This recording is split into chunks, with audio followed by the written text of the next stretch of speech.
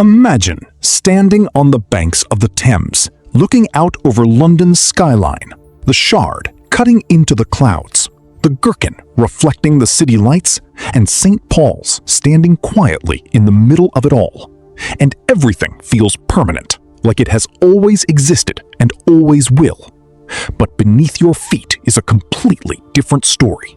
A buried timeline made of ash, fire, disease, and collapse that reveals a strange truth. London is not a stable city. It is a city that has been destroyed repeatedly across history and still continues to exist.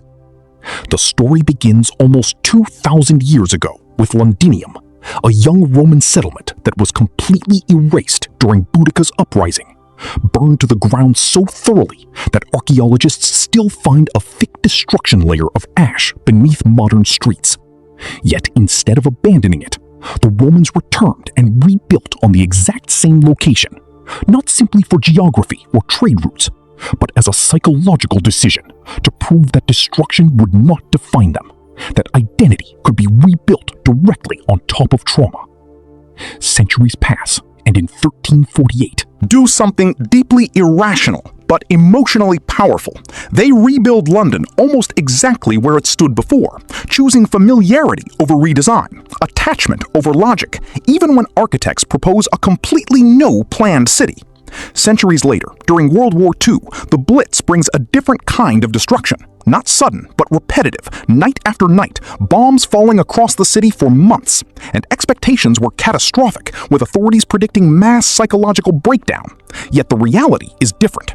People adapt in ways that defy expectation. They develop routines inside chaos. They normalize survival. And instead of collapsing psychologically, the population builds a form of collective resilience where endurance becomes part of identity, where surviving the night becomes a shared proof of strength.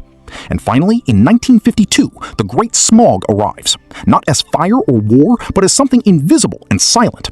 A thick, toxic fog that covers the entire city so densely that people cannot see their own hands.